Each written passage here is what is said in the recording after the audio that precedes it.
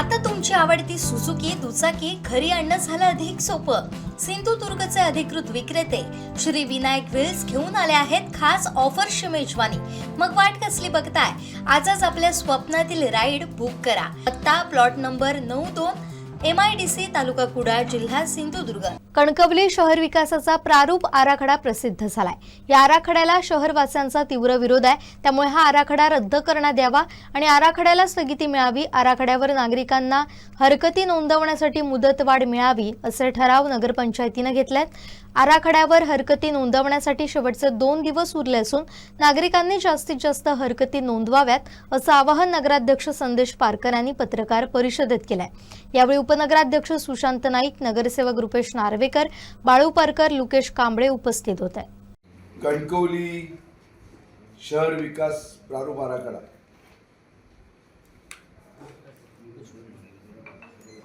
26 February 2026 Kankavli नगरपंचायतमध्ये प्रसिद्ध झाला आणि 30 दिवसाची मुदत त्या निमित्तानं सगळ्या शेतकऱ्यांना ज्यांना याबाबतच्या हरकती घ्यायच्या आहेत, आक्षेप घ्यायचे आहेत, ज्यांना काही सूचना करायच्या आहेत, तर त्याबाबत 30 दिवसाची मुदत देण्यात आली होती. ही 30 दिवसाची मुदत ही येणाऱ्या 27 मार्चला त्या ठिकाणी पूर्ण होते आणि या 27 मार्चला आज तारीख 25, 2 दिवसाचा अवधी त्या ठिकाणी शिल्लक राहिलेला आहे. उद्या रामनवमी आहे, सुट्टी आहे आणि 27 तारीख ही अखेरची 30 दिवसाच्या मुदतीतली वेळ आहे. तरी मी माझ्या कणकवली शहरातल्या सर्व नागरिकांना पुन्हा एकदा पत्रकार परिषद घेऊन त्या ठिकाणी आवाहन करतो की आपण या 2 दिवसामध्ये ज्या या विकास प्रारूप आराखड्याच्या संदर्भामध्ये हरकती असतील त्या सगळ्या हरकती लेखी स्वरूपामध्ये नगररचनाकार कार्यालय ओरस, नगराध्यक्ष कणकवली आणि मुख्याधिकारी कणकवली यांच्या कार्यालयामध्ये त्या ठिकाणी रीतसर ती हरकत, ती सूचना किंवा तशा प्रकारचे आक्षेप त्या ठिकाणी नोंदवावेत. प्रत्येक शेतकऱ्याचं जे काही म्हणणं आहे ते त्या ठिकाणी लेखी स्वरूपात त्यांनी द्यावं. खरं तर या सगळ्या संपूर्ण प्रक्रियेमध्ये राज्य शासनाकडे सन्माननीय मंत्री नगरविकास एकनाथजी शिंदे साहेब यांच्याकडे याबाबत आम्ही पत्रव्यवहार केलेला होता आणि 2 महिन्याची मुदतवाढ ही त्याला मिळावी अशा प्रकारची मागणी केलेली होती. कारण हे जेव्हा प्रसिद्ध झालं विकास प्रारूप आराखडा, तेव्हा भूमी अभिलेखचा संप या शहरामध्ये, या जिल्ह्यामध्ये सुरू होता आणि जी कागदपत्र हरकती घेण्याकरता लागणार होती ती त्या ठिकाणी तातडीनं मिळत नव्हती. म्हणजे नगररचना विभागाची पत्र असतील, भाग नकाशा असेल, नगररचना नकाशा असतील, ही जी काही सगळी कागदपत्र आहेत ही कागदपत्र त्या ठिकाणी मिळत नसल्यामुळे आम्ही ही मुदतवाढ सरकारकडे मांडलेली आहे. कदाचित 27 तारीखपर्यंत आमची अपेक्षा आहे, कदाचित ती मुदतवाढ मिळेल. पण जरी मुदतवाढ मिळत नसली तरी 2 दिवस आपल्याकडे शिल्लक आहेत. या 2 दिवसामध्ये, आजचा मिळून 2 दिवस शिल्लक आहेत, या 2 दिवसामध्ये या तक्रारी रीतसर नगरपालिकेच्या स्तरावर द्याव्या. आत्तापर्यंत माझ्या माहितीनुसार आमच्या नगरपालिकेमध्ये जवळजवळ 120 ते 150 तक्रारी ह्या लेखी स्वरूपात सार्वजनिक आणि व्यक्तिगत अशा प्रकारच्या त्या ठिकाणी आलेल्या आहेत. 70 ते 100 तक्रारी ह्या नगररचना कार्यालयामध्ये त्या ठिकाणी आतापर्यंत जमा झालेल्या आहेत. अजूनही या 2-3 दिवसामध्ये काही तक्रारी त्या ठिकाणी येतील. खरं तर 1999चा DP प्लान म्हणजे विकास प्रारूप आराखडा शहराचा आणि 2026 याच्यामध्ये फार मोठी तफावत ही त्या ठिकाणी आहे. मी मागच्या वेळी आपल्याला त्याचा फरकसुद्धा त्या निमित्तानं सांगितलेला होता. म्हणजे रहिवासाचं कसं त्या ठिकाणी वाणिज्यामध्ये रूपांतर झालं, वाणिज्याचा एरिया कसा त्या ठिकाणी वाढला, किंवा ज्या सार्वजनिक जागा होत्या त्या सार्वजनिक जागा त्या ठिकाणी कशा पद्धतीनं त्या जागांमध्ये त्या ठिकाणी वाढ झाली. धार्मिक साठी व्यवस्था होती मागच्या याच्यामध्ये 70 हेक्टरची, ती या नव्या 2026च्या आरक्षणामध्ये त्या ठिकाणी दिसत नाही. त्याचबरोबर अनेक जी समजा आरक्षणं होती, ती आरक्षणं जवळजवळ 57 आरक्षणं या शहरावर होती, 57 की 58. त्याच्यापैकी नगरपालिकेनं 7-8 आरक्षणं गेल्या अनेक वर्षामध्ये विकसित केली, संपादित करून आरक्षित असलेली संपादित करून विकसित केली. पण 50 ती त्या ठिकाणी शिल्लक होती. पण आजचा जो नवा जो DP विकास प्रारूप आराखडा जो प्रसिद्ध झाला, त्याच्यामध्ये 57 पैकी 29 आरक्षणं ही त्या ठिकाणी आज दिसत आहेत आणि 28 आरक्षणं ही त्या ठिकाणी रद्द झालेली आहेत. म्हणजे ही 28 आरक्षणं का रद्द झाली, त्याची कारणं काय, याबाबतची माहिती नगररचना विभागानं नगरपालिकेला त्या ठिकाणी देणं गरजेचं आहे. त्याचबरोबर 16 नवीन आरक्षणं निर्माण केलेली आहेत, ती कशासाठी आणि त्याचं सर्वे नंबर काय, याबाबतची सुद्धा माहिती ही त्या ठिकाणी मिळणं अपेक्षित आहे. त्याचबरोबर या शहराच्या लागून 2 नद्या प्रस्तावित आहेत, म्हणजे एक जानवली नदी आणि एक गड नदी, आणि त्या निमित्तानं फ्लड लाईन सुद्धा त्या शहरामध्ये त्या ठिकाणी पकडण्यात आलेली आहे. आणि त्यामुळे फ्लड लाईन पकडल्यामुळे नव्या बांधकामांना परवानगी घेताना फार त्या ठिकाणी अडचणी निर्माण होणार, म्हणजे तशा प्रकारच्या जागाच त्या ठिकाणी शहरामध्ये शिल्लक राहणार नाही. त्यामुळे त्या फ्लड लाईन सुद्धा त्याचा सुद्धा पुनर्विचार करावा किंवा ते फ्लड लाईन्स त्या रद्द कराव्यात, अशा प्रकारची मागणी आहे. त्याचबरोबर नगरपालिकेच्या स्तरावर आम्ही 3 ठराव या सगळ्या नगरपालिकेच्या ज्या हरकती आल्या जनतेच्या, त्या ह्याच्यामधनं 3 ठराव आपण घेतलेले आहेत. की पहिला ठराव घेतला आहे तो आरक्षण हे रद्द करावं, म्हणजे हा जो विकास प्रारूप आराखडा आहे हा पूर्णतः रद्द करावा, अशा प्रकारचा एक ठराव आम्ही घेतला आहे. दुसरं, याला स्थगिती मिळावी अशा प्रकारचा एक ठराव घेतलेला आहे. आणि तिसरा ठराव, याच्यामध्ये मुदतवाढ मिळावी अशा पद्धतीचा एक तिसरा ठराव या विकास प्रारूप आराखड्याच्या निमित्तानं आम्ही घेतला.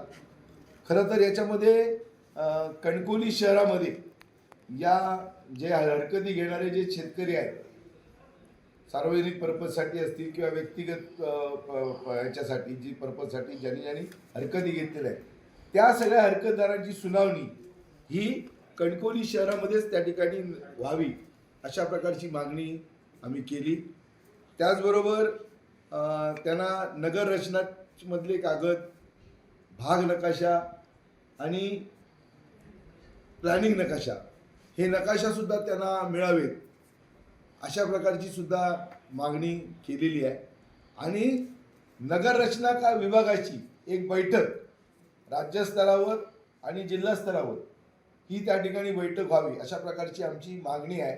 की नेमका हा प्लॅन कशा पद्धतीनं तुम्ही त्या ठिकाणी डेव्हलप केलात, किंवा म्हणजे ड्रोन सर्वेनं केलात की स्वतः या कणकवली शहरात फिरून केलात की नगर रचनाच्या ऑफिसमध्ये बसून केलात, हा प्रश्न कणकवलीतल्या नागरिकांना त्या ठिकाणी आहे. अनेक अशा अडचणी आहेत की खाजगी मालमत्ता ह्या सुद्धा सरकारी म्हणून त्या ठिकाणी लाल रंगाच्या रंगानं त्या ठिकाणी दाखवण्यात आलेल्या आहेत. म्हणजे त्या आहेत खाजगी, पण त्या सरकारी म्हणून दाखवलेल्या आहेत. किंवा काही लोकांनी घरं बांधली परमिशन घेऊन, विकास शुल्क भरलेले आहेत, नगरपालिकेचे सगळ्या परवानग्या घेतल्या आहेत, त्याचं घर त्या ठिकाणी सुरू आहे, त्या घरावर सुद्धा त्या ठिकाणी आरक्षण पडलेलं आहे. त्याचबरोबर नगरपालिकेमध्ये अस्तित्वात असणारे जे रस्ते आहेत पूर्वांपार, हे सुद्धा रस्ते त्याच्यामध्ये या विकास आराखड्यामध्ये त्यांनी धरलेले नाहीत. म्हणजे ते जर रस्ते त्याच्यामध्ये दर्शवले असते तर तो रस्ता त्या ठिकाणी त्या DP मध्ये आला असता, पण तशा प्रकारचे रस्ते सुद्धा त्या ठिकाणी दाखवलेले नाही. दुसरा सगळ्यात महत्त्वाचा मुद्दा असा आहे की एकच उदाहरण देतो, रहिवास 1999 मध्ये 82.65 हेक्टर जमीन होती रहिवाससाठी, नाही रहिवास ग्रीन झोन 82.5, पण 2026 मध्ये त्याच्यामध्ये 300.1 हेक्टर 0.11 ही वाढ झाली आहे आणि 218.46 हा रहिवास म्हणून दाखवण्यात आलेला आहे. म्हणजे ही नेमकी वाढ कशामुळे झाली? पूर्वी जे 82.65 हेक्टर क्षेत्र होतं ते क्षेत्र आता 218.46 फरकनं त्या ठिकाणी वाढलेलं आहे. हा एकच बदल तुम्हाला सांगतो. तर याची प्रश्न, याचे उत्तरं, ही उत्तरं आम्हाला मिळणं अपेक्षित आहे.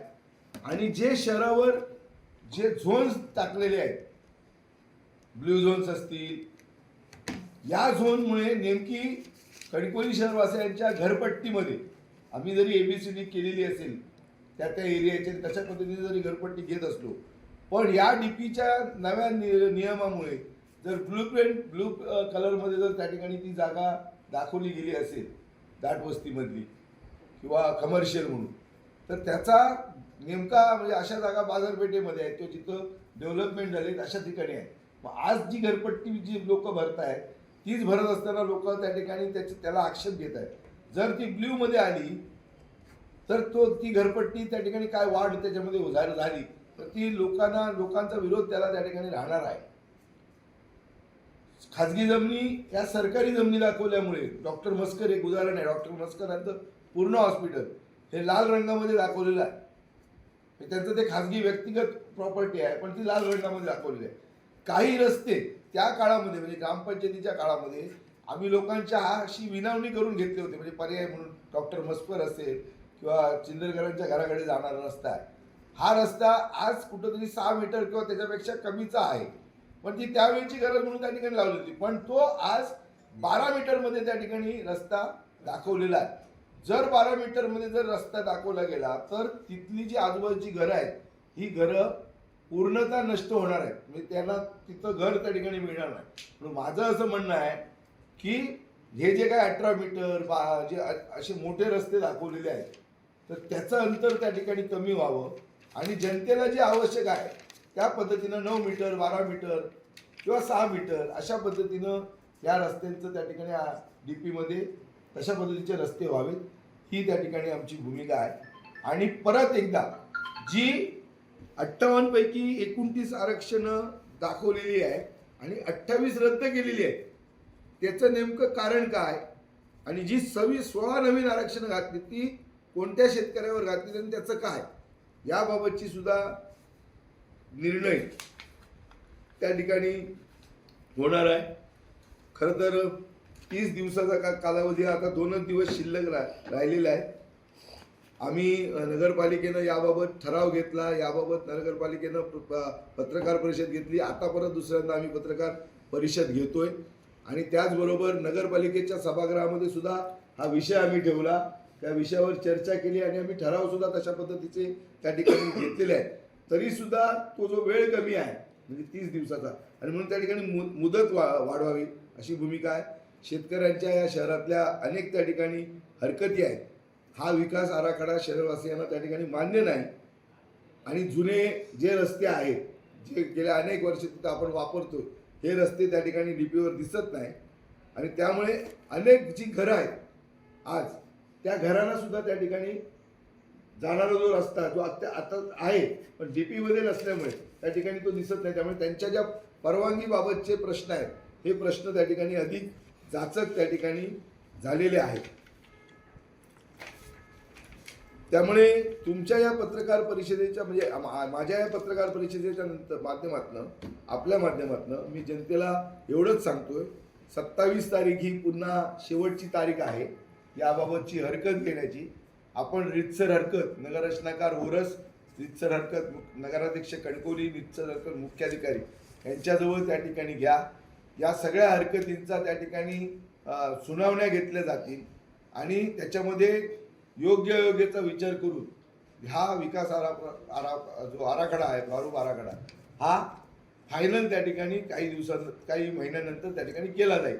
आणि म्हणून प्रत्येकानं जी आपली हरकत सार्वजनिक आहे ती सार्वजनिकरित्या घ्यावी, व्यक्तिगतरित्या आहे ती व्यक्तिगतरित्या घ्यावी, जेणेकरून तुमच्या त्या अर्जाचा विचार त्या ठिकाणी नगररचना त्या ठिकाणी करेल आणि त्या ठिकाणी तुम्हाला तशा पद्धतीचा न्याय मिळू शकतो. आणि आम्ही सुद्धा कणकवली नगरपंचायतच्या वतीनं आम्ही ठराव घेतले आरक्षण रद्द करा ही आमचा ठराव आहे. दुसरा आमचा ठराव आहे याला स्थगिती मिळावी. तिसरा आमचा ठराव आहे आम्हाला या ठिकाणी मुदत वाढावी. आणि त्याचबरोबर जनतेने जशी हरकती घेतलेल्या आहेत तशाच पद्धतीचा एक पत्रव्यवहार नगराध्यक्ष म्हणून या नगररचनाकाराशी आणि राज्य सरकारशी आम्ही त्या निमित्तानं करणार आहोत. आणि जर याच्यातनं जर त्या ठिकाणी त्या गोष्टीचा उलगडा होत नसेल तर कायदेशीर सुद्धा कारवाई आम्ही त्या ठिकाणी पुढच्या टप्प्यामध्ये घेऊ. रीट अर्ज जर जागत करता येत असेल आणि नगराध्यक्षांचे जे कायद्याने दिलेले अधिकार आहेत या सगळ्या DP प्लॅनच्या संदर्भात त्या सगळ्या अधिकारांचा वापर करून याच्यावर जनतेच्या बाजूनं कसं त्या ठिकाणी होईल हा आमचा त्या ठिकाणी प्रयत्न राहणार आहे. आणि म्हणून मी परत एकदा जाता जाता तुमच्या माध्यमातून सगळ्या कणकवली शहरातल्या नागरिकांना एवढंच सांगतो की 27 तारीख ही शेवटची तारीख आहे हरकती घेण्याची, आक्षेप घेण्याची. तर त्याबाबतच्या हरकती, आक्षेप किंवा काय असतील त्या सूचना आपण सगळ्या जनतेने, नागरिकांनी त्या ठिकाणी कराव्या.